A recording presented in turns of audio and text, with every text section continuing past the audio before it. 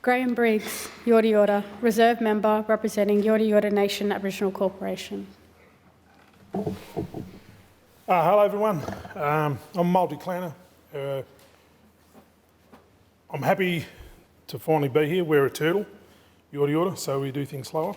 So I want to acknowledge my elders in the room, so my Uncle Paul, with the work that he's done, gave me an opportunity back when I first returned home on the country and gave a platform for our community, but also gave the numbers to be able to turn around and gain myself a seat on Binjaroo. And I'm lucky enough to be with two guys that I sat, one Tumbaka, the other Binjaroo, where I cared and shared a lot of journey with Blackfella, Regional Councillor, Mr. Peter Hood, so I acknowledge them. I acknowledge my older cousins up in the mezzanine there, pretty much like sisters, so both Narita and Leanne. I'm very fortunate to be a reserve seat holder, very fortunate and thankful for those at the increase of numbers that participated in the election. Those that identify as Yorta, I encourage you to take up your membership with your family group. It's really important. Without membership, our corporation, your voice isn't heard. So it's really important. I acknowledge the land in which we're upon today, Billabilary, which is, like Belinda alluded to earlier, the journeys across the road that our great-grandfather Alex journeyed down to catch up with Miss Bond, and the journey about understanding who he was and what his journey was during the time of Corandurk. So I acknowledge the Waiwarang Warranjiri. I acknowledge my Jara, as well as Tanarong, as well as Wamba Wamba, Mati Mati Nari Nari, and Bunwarang. So as well as Yorta being the focal point, obviously being the reserve seat holder. I acknowledge my beautiful wife, who I've been with for 30 years. We share 3 beautiful children, Kilara, Talia, and Jira. Kilara gracefully honoured me with 2 beautiful granddaughters, 5-year-old Kari, a 2-year-old Elsie, and then the newest version, which is Talia Rose, who had Alira, who was only 3 months old. And my son, who is on his journey, and I do a shout out to Bunjawara with the support that they do for our kids. And I think it's important during the journey of the next 4 years, we really look at the work that some of our rehab centres, some of our most vulnerable community, like everyone's alluded to. If we don't do the work now and we only have one Ganganalu or one Bunjawara or one Yichawarik, we know how many of our mob are out there suffering. We know what kind of issues that they're impacted on. So that's some of the work that we need to do within not only our reserve seats, but you guys as general members. I acknowledge my beautiful wife, who is probably watching today, so hello to you, love.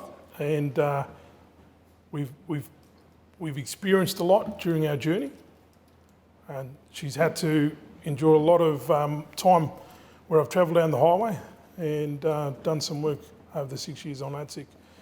But the hardest thing is actually just being a non-Aboriginal person, married to an Aboriginal person from our community, the Aboriginal community, but in particular her own community as well.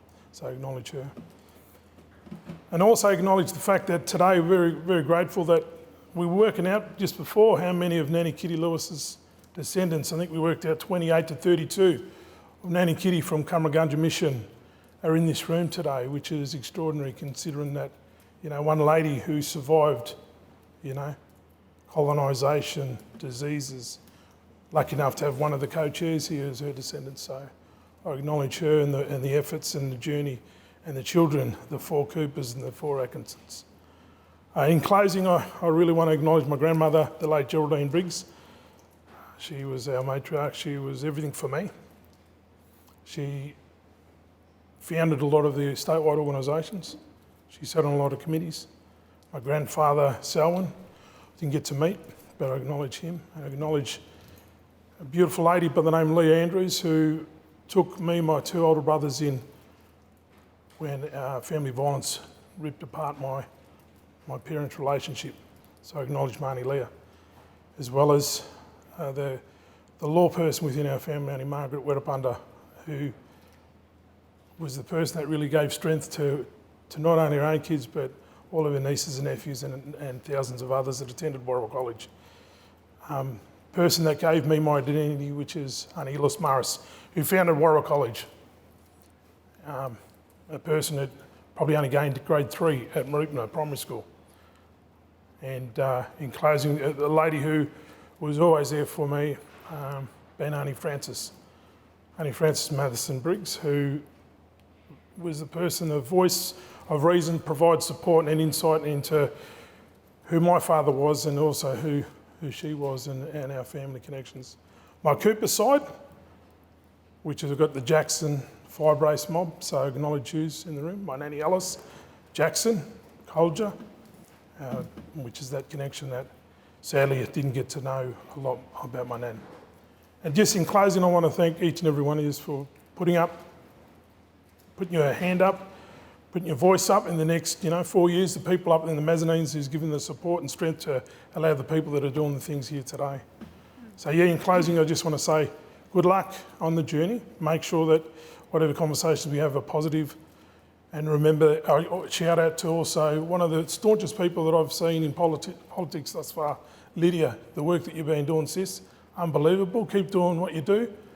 Even though people don't agree, it's the voice and it's a Victorian black voice. So that's probably the last thing I'll say. Thanks.